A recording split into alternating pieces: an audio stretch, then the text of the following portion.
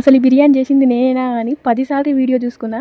అసలు అంత బాగా కుదిరింది, చూడడానికైనా టేస్ట్ అయినా సరే. నాకు బిర్యానీ అంటే మాత్రం చాలా ఇష్టం. ప్రతిరోజు బిర్యానీ తినమన్నా తింటా నేను యథార్థంగా. కానీ ప్రతిరోజు మనకి ఎవరు తెచ్చి పెట్టారు కదా, అందుకే అప్పుడప్పుడు ఇట్లా ప్రయోగాలు చేయాలి ఇంట్లోనే. కానీ ఈసారి మాత్రం పర్ఫెక్ట్గా వచ్చి ప్రాసెస్లోకి వెళ్ళిపోతే ఆనియన్స్ని మంచిగా బ్రౌన్ కలర్ వచ్చేంత వరకు మంచిగా ఫ్రై చేసుకోవాలి. ఆయిల్ చేసుకున్న ఎగ్స్కి కూడా చిన్న కటింగ్స్ పెట్టుకొని అందులోనే కొంచెం కారం పసుపు వేసుకొని ఒక 5 minutes మంచిగా ఫ్రై చేసుకోవాలి. మనం సన్నగా కట్ చేసుకున్న ఆనియన్, టమాటో, ఉప్పు, కారం, పసుపు, అల్లం పేస్ట్, గరం మసాలా కూడా వేసుకొని ఒక 5 minutes మంచిగా ఫ్రై చేసుకోవాలి.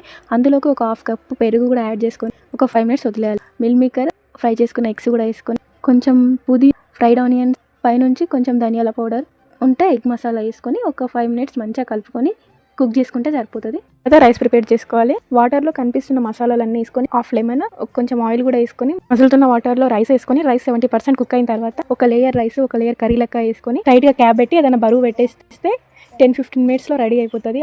ఈసారి కూడా దొబ్బుతుందేమో అనుకున్నా కానీ ఈసారి అయితే కరెక్ట్గా పర్ఫెక్ట్గా వచ్చేసింది. ఇలాంటి మరిన్ని రెసిపీస్ కోసం మన ఐడిని ఫాలో చేసుకోండి. Thanks for watching.